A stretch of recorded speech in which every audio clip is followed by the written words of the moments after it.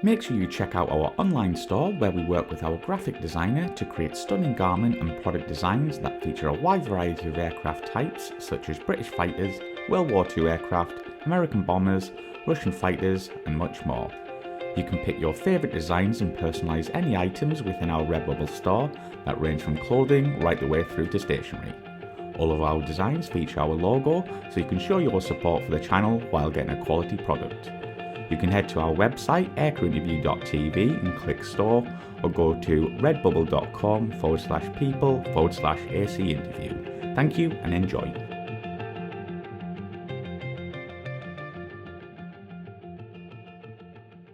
Andrew, we're going to talk about your time on the Sea Harrier. What were your first thoughts on the jet? I'll caveat all this by saying my time on the Sea Harrier was not as extensive as some people's time on the Sea Harrier. There are some very more distinguished Sea Harrier pilots than me, but my first thoughts on seeing a jet really were, this is a frontline jet which just looks proper. I think that's the only way I can describe it. It looked like something that was purposeful, and quite honestly it was a bit scary first time you see it. You think, I'm about to step into this thing and fly it. But they're my first thoughts. So what was the role of the Sea Harrier with the Navy? Sea Harrier was a multi-role fighter, so its primary role was air defence, predominantly using its radar, which you can see in the front here, and AMRAAM missiles.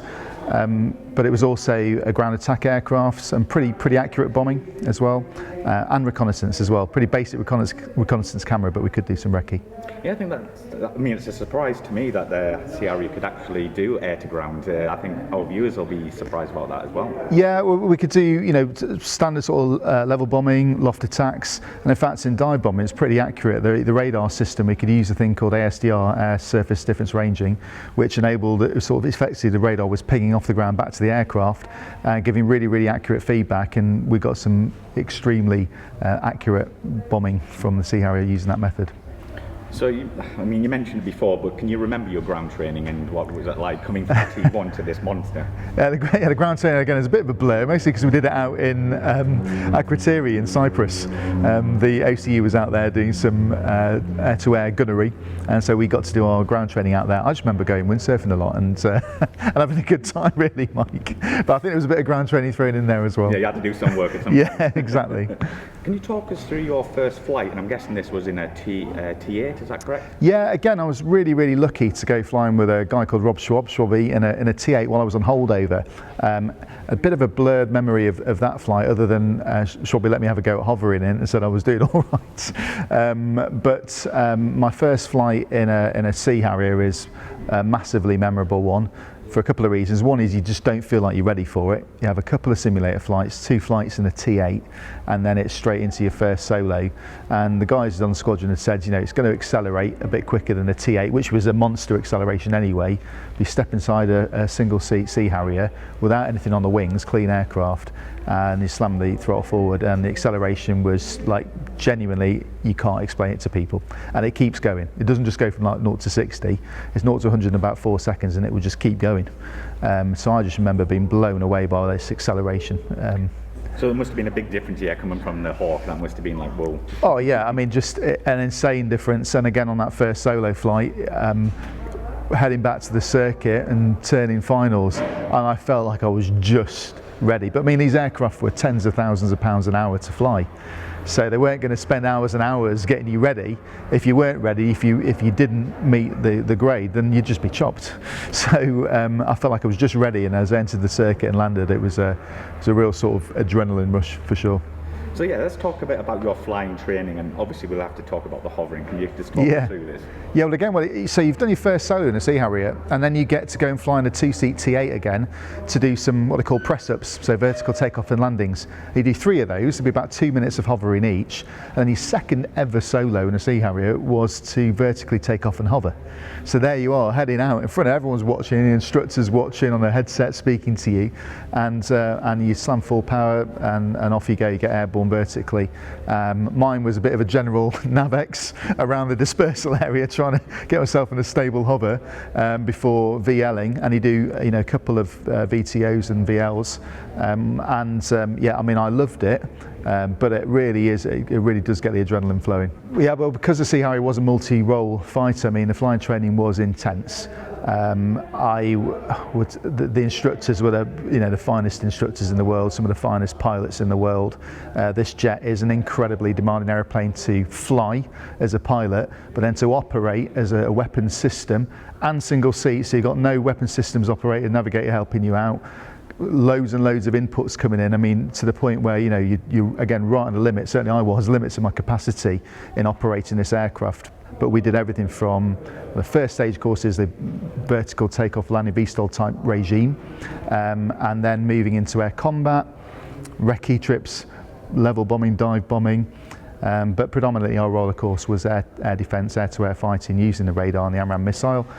And yeah, that's a really, really intense type of flying, because not only, say, flying the aircraft, you're firing these missiles against other aircraft, you're leading your formation members around, listening to inputs from the fighter controllers, the Freddies on the ground. So really, really challenging, high-pace training regime. Yeah, did you ever look back at this jet and think, Christ, I actually flew this? Yeah, it's weird you say that, because I think a lot of pilots that have left and been out of the Navy quite a long time now, and you do look back at it and think it's almost like a dream state. Did I actually go and fly that aircraft? I mean, I can imagine myself doing it, but it almost seems like it was a different life, different experience, someone else doing it. Yeah, I think for a lot of young boys and young girls, it's almost like being an astronaut, because it's like almost an impossible dream to have. Yeah, absolutely. Yeah, I mean, I just feel so incredibly lucky to have not only flown fast jets, but to have flown a Sea Harrier. But if you've got the young guys and girls out there listening and wanting to do it, just go for it. It is hard work. It's not quite what you imagine. It's certainly not the movie. It's not Top Gun, but it's an incredibly rewarding type of flying, and you won't regret it. So, what were the strengths and weaknesses of the Harrier? So strengths-wise, the radar systems, the weapon platform using AMRAAM, we would give a very good account of ourselves, sometimes a shockingly good account of ourselves with the jets we were up against. Launching these missiles from quite some way away, and obviously just pumping out of the fight before they'd even seen us. So it was a very, very capable air-to-air platform. Where it sort of started to fall down a bit was in the close air combat role, although you could fly really, really small turns with this thing, but no reheat. So once your energy is gone, you can't get the energy back again. So that was a bit of a challenge. It couldn't pull as much G as some of the aircraft, but what we'd lose out in pulling G, we could get in terms of min radius turns, dropping the flaps, maybe dropping the nozzles a little bit, and pulling smaller turns. But yeah, a very capable air-to-air platform, but probably let down by its lack of reheat, being able to get that energy back when you needed it. Andrew, can you talk us through the handling of the Harrier? Yeah, I mean, it was a real challenging aeroplane to fly. I don't think there's ever been an aeroplane like it, and there probably will never be another aeroplane that's as challenging to handle. Again, the instruction was excellent. The instructors are the best in the world, and but a really challenging aeroplane to fly, particularly obviously in a VSTOL regime that it was renowned for, and predominantly the transition from wing-borne flight to hovering flight and vice versa. That was a particularly dangerous environment operating the aircraft.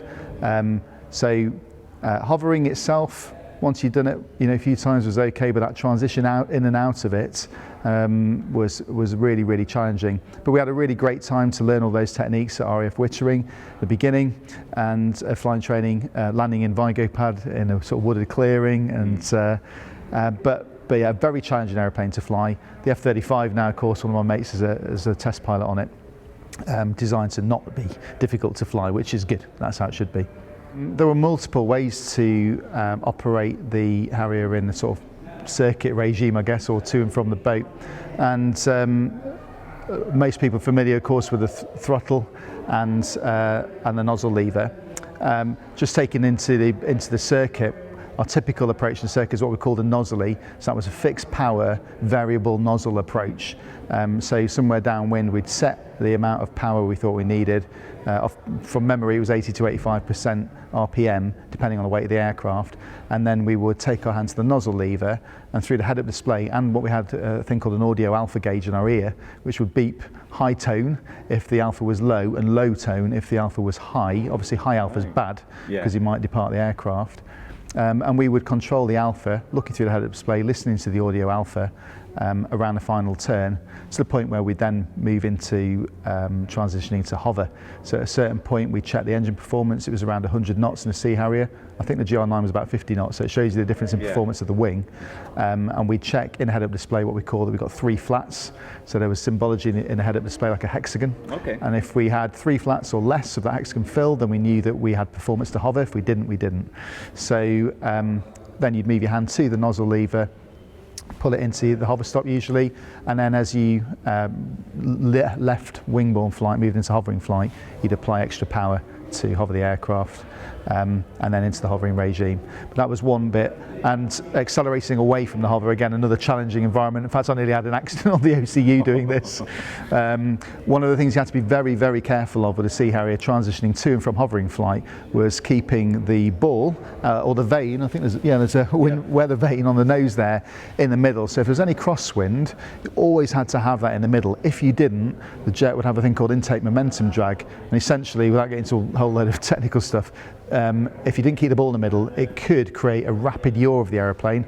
Secondary effect of yaw is to roll the aeroplane, and it would very rapidly roll upside down. And there were plenty of people killed that way in the early stages of the Harrier. Wow. And in fact, in my first ever acceleration away from a hover to wingborne flight, I was so fixated on keeping the ball in the vane in the middle that I nozzled out too quickly. So having had the nozzles down, hovering flight, to accelerate away, you put a bit of power on and you smoothly move the nozzles rearwards with the nozzle lever. But I nozzled out too quickly, felt myself going down, heard the alpha warning in my ear, the high alpha, this is bad, and then one of the instructors has said, if anything goes wrong, undo the last thing you did. So I moved the nozzle lever rapidly back to the hover stop again and went vertically upwards pretty quickly. But I removed the issue. I think I failed that trip. But yeah, a really challenging way to operate the aircraft. We could do conventional landings with the nozzles all the way back as well, but that was a really demanding approach and circuit, very fast, close to the wheel limiting speeds on the outrigger wheels. And required very, very accurate handling. And we wouldn't do it unless we'd had a problem with the nozzles. Andrew, can you talk us through DACT in the Harrier? Yeah, well, I mean, going and doing DACT is always good fun because you know it's your first chance to see how all your tactics and your personal ability and that of your mates works out against other aircraft. I was lucky enough to fly, DACT against a number of different aircraft. I think the most memorable DACT would have probably been against an F-15C. And we'd been off to the EW range, done some work against simulated surface-to-air missile threats, been to the tanker, and then we were a bit late because the tanker was a bit late, so we were a bit late meeting up with Vader 1, who was an F-15C over the North Sea somewhere, and I think we called our status Tiger Slope 2+240 something, 40 minutes on task. This thing came back with a ridiculous amount of weapons ability to stay on task, obviously supersonic. Cool as cucumber, and we arrived with this F-15C 2v1 against this F-15, and I mean, if anyone's ever done air combat or seen things, these things just look like they're not even flying. F-15 it's a great weapons platform, and that was a real standout DACT moment for me. What was the outcome on that? I can't remember. I think we did all right on one of the mergers, but I think another one perhaps we didn't do as well as we could have done. But predominantly, I don't know if this jet's got the probe on it. It hasn't got the probe on it, but they see how we would often fly around with its air-to-air refueling probe on all the time, and that probe would inhibit us from turning left as well as we could right because it was acting like a bit of a wing, really. Affected it that much? Yeah. So it didn't stop us turning left, but it just wasn't as good, and it created. We didn't need any more drag, and this probe, of course, was extra drag. Yeah. So we were off screen earlier, but you actually mentioned an incident with Su-22s. Can you share that story with us? Yeah, that was a really cool day. So it was my first first proper day doing a sortie on the front line. We'd flown out from the UK to Poland for exercise Polish dancer, as we'd named it, and and the first mission was me and a mate of mine called Judge, and we went off to the 4 Su-22 fitters at low level over Poland, and and I remember we'd sort of, before we'd merged, obviously we'd fired off our simulated AMRAAMs at them, and then we merged with these aircraft, and it was like proper Cold War stuff. Saw these aircraft coming in over the snow, super low level, doing stupid speeds that we couldn't keep up with, plugging in the burners and poking off away from us as quick as they could. But I just remember thinking that was just that was as close to doing Cold War type stuff as you could probably get. That was like a bit of a wow moment. Like it was, and because it was my first mission on the front lines, that was just a really no, it was a fantastic sortie. So can you talk us through the cockpit? Yeah, I mean, essentially, if you were to get, I suppose, a Lego cockpit assembly of instruments and bits, and then just throw them at a wall that had got glue on it, that'd be the Sea Harrier cockpit. I think it was an amalgamation of the early generation Harrier moving through to slightly more advanced stuff. Obviously, the GR9 was super advanced compared to the Sea Harrier in the cockpit. But a really small space to occupy. Good visibility. You sat quite high up, so if you're looking over your shoulder at other aircraft, you could see back over the top of the aircraft quite easily. The cockpit was a pretty complex place to be. Lots of stuff going on in there, lots of levers, lots of dials. It's an interesting place to spend your life, that's for sure. Was there any digital screens in that? Yeah, so we obviously got a head-up display, relatively small compared to something like the Typhoon, but had a multifunction display and of course a radar display. The multifunction display we would work using a pretty good hands and throttle and stick HOTAS type system. So pointing the radar in the right place, giving the information on the targets from the Freddies on the ground. And then we'd use a radar system to obviously search vertically. I'm going to avoid doing things with my fingers. These sort of things, that's what we do. Looking up and down and where you're looking left and right with the radar on the radar display. So yeah, there were a couple of electronic displays, but then a set of standby instruments, much like the Hawk T1 had. And then the rest of it is a lot of switches, a lot of dials going on in the Sea Harrier. Did you work with the RAF Harriers at all? We did, yeah. So when I was finishing my training at RAF Valley, that was the time when Joint Force Harrier was in its sort of initial stages. Right. So we're going back a long time. And in fact, one of my good mates, Scranbag, he went off to, he was the first Navy student to go off and fly the GR Harrier. And then I went off to fly the Sea Harrier. And then subsequently embarked on Invincible. The GR9 jets would be on the aircraft carrier along with the Sea Harrier. So that was really cool. It was like sort of, it didn't last very long actually, but it was a really cool period of time. Yeah. So was there a lot of exchange pilots coming from the RAF that you worked with? There are a couple. I think you've interviewed one recently, JP, who still owes me beers for building a Swordfish aircraft, like a third scale replica Swordfish aircraft. That was your job, JP, and you shouldn't have got me doing it. There was another guy, Willie Hackett as well. He was another Air Force exchange guy. So yeah, we did have a couple, and a couple of US Navy pilots on exchange as well. I was just going to ask, did you work with the US Navy much? No, I didn't do much with the US Navy, but I didn't do anything with the US Navy. A few of the guys did. I was in hospital having an operation when the ship deployed out to the US. Right, I think those guys had a good time out there, but unfortunately I missed out on that opportunity. So was the ship a dry ship, or could you have a beer afterwards after a flight? I cannot answer that question, sir. No, one of the big differences actually between, and in fact I spoke with my mate Scranbag on a little podcast episode recently. We were chatting about, would you rather have Royal Navy operations or US Navy operations? He'd been a Royal Navy Harrier guy and he'd gone on exchange flying F-18s with the US Navy. Oh, wow. And he said, I'd like the US way of flying aircraft, get what you do, enjoy yourself, take your jet away, etc. But I would like to have the living conditions of being on a Royal Navy ship, which was far more relaxed, and yes, you could have a beer. So Andrew, I know you have a few memorable stories, but can you share a few with our viewers? Yeah, some of the most standout ones really for me were on the operational conversion unit, and this aeroplane not only was it challenging to fly, it's only got one engine. There's not a lot of redundancy in all the systems, and on this on the OCU I had a couple of pretty challenging emergencies to handle.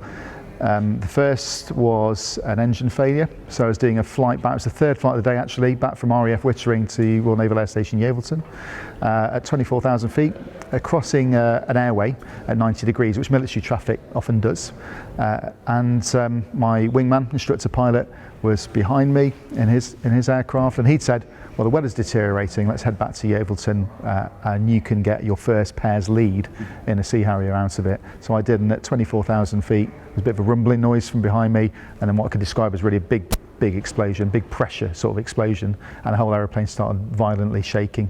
Didn't really know what happened. Obviously I thought it was something to do with the engine. So I looked down and the jet pipe temperature was rocketing up towards 1,000 degrees, which was a lot hotter than it should have been. So I shut the engine down. Really extreme vibration in the aircraft. Tried to relight and there were multiple relight attempts. And this process of from 24,000 feet down to 9,000 feet, when I managed to get the engine restarted, only took about 2 minutes. In controlled airspace, complicated by the fact that I was IMC, so I couldn't see anything. I was on standby instruments and the vibration was so bad it was hard to see those instruments properly. The engine did restart, but it wasn't producing much power, and I was talking about nozzly approaches. I couldn't set enough power to fly a traditional nozzly approach. I could only set somewhere around 65% RPM. Any more than that, the engine started making even worse noises. The vibration got even worse. But that meant I was in a regime of flight, which I wasn't. There was no way. There was no package that was taught to teach you how to land the aircraft like that. Right. So I found myself flying somewhere between a nozzly approach and a conventional approach, back to RAF Wittering. Threshold speed just under 180 knots, and that was the tyre limiting speed on the outrigger wheels. And when I landed, I put the nozzles forward into what they call the power nozzle braking, PNB. It's like reverse thrust effectively. Right. Powered up the throttle to slow down. The engine seized, big explosion, big fireball in front of the aircraft as it surged again, and I went through it.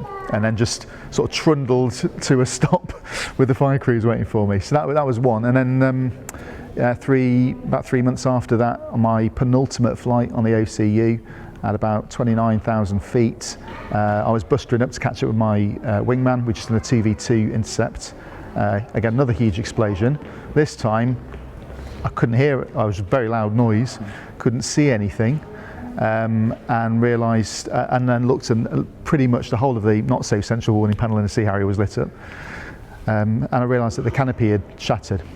Not only had it shattered, it had surged the engine, so the engine had sucked in parts of the canopy.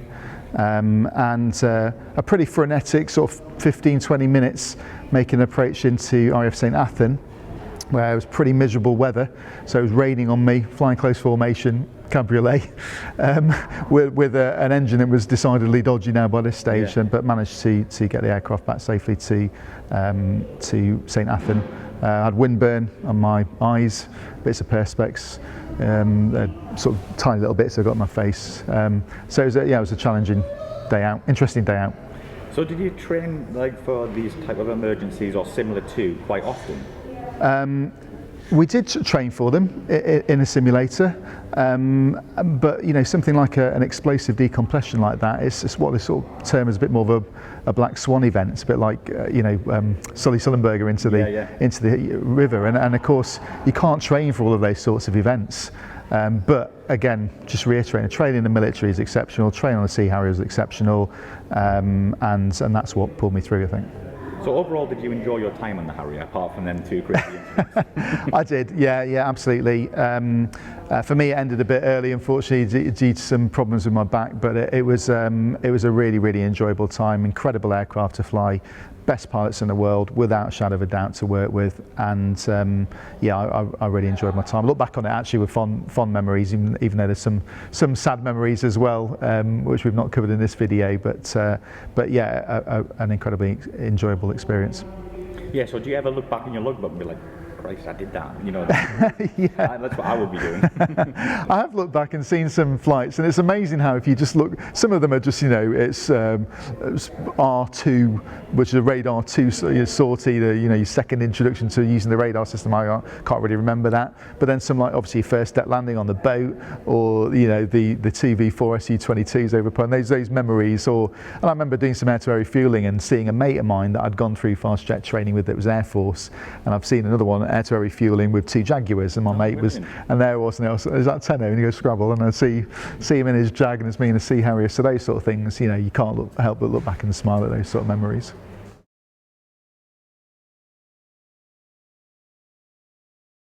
We've got a couple of questions from our Patreons here, Andrew, and this is from Alexander. Most challenging mission in the Sea Harrier? I think I can think of a training exercise. It was off the top of my head. It was called Wicked Warrior. It was a pretty busy flight. We air-to-air refueled, I think, twice. We did some ship attack. We did some DACT, and obviously BVR stuff against F-15s and F-16s. I think there were JAGs involved, tornadoes involved. So it was a really, really busy mission. I think it was around about 4.5 hours of duration. You just don't stop. That was probably one of the most challenging things I could think of. And yeah, another one from Alexander. Biggest threat to the carrier on your time flying the Harrier? Probably me trying to land on it, Alexander, to be honest with you. That's brilliant. And this is from Noel. Any memorable DACT or BFM missions involving your time on the Harrier? Great question, Noel. I think, again, I spoke about a time with this TV4 SE-22 fitters, but also in Poland they had MiG-29s, and the first time we flew against the MiG-29s, we were doing pretty well in the BFM, the BVR stuff, but when we got to the merge and started in the air combat with these MiG-29, absolute monster aircraft, I just remember my wingman shouting "Scrabble brake right," and as I did, I looked over my right shoulder because I knew where the aircraft threat was likely to be, and all I saw was this big ball of vapour with 2 carrots sticking out the back of it, and it was a MiG-29. So I think I pulled so hard the aircraft departed, but it was that was a pretty cool day out. Yeah, the Fulcrum can get out of any trouble with them burners. Oh yeah, incredible jet, yeah. And last one from Noel. How reliable was the Sea Harrier air-to-air radar? How much of it was an art or experience? Bit of both. Certain jets seem to have, for no particular reason, a better radar picture than others. A lot of experience did come into it, but also where you pointed it, user error was probably likely to be the thing. But the radar really was very, very good against both air-to-air targets and air-to-ground targets. Of course, modern radars probably kick the backside out of it now, but it was very, very good in its era. Was it the Blue Vixen? Blue Vixen, yeah, correct, yeah. So we've got a couple of personal questions, if you're happy to answer. Yeah, go ahead. Yeah. Right. Okay. So what did you do after your time in the Royal Navy?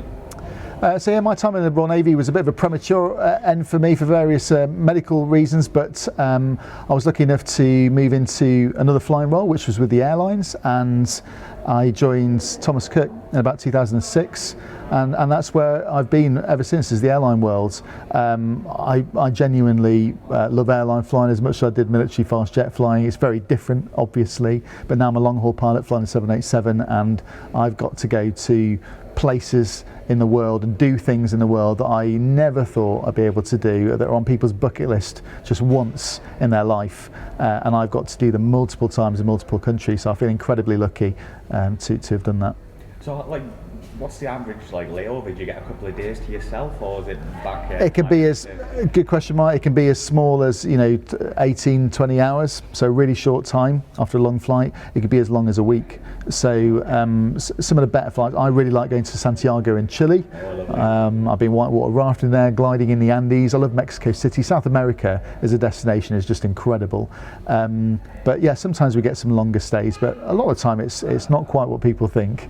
It's some pretty long nights out of bed and short times en route. Yeah, because you often see on movies, like the captains, and they come out with their sunglasses and a hat, and they got all the girls. If you wear sunglasses and a hat, then I'm not going to talk to you.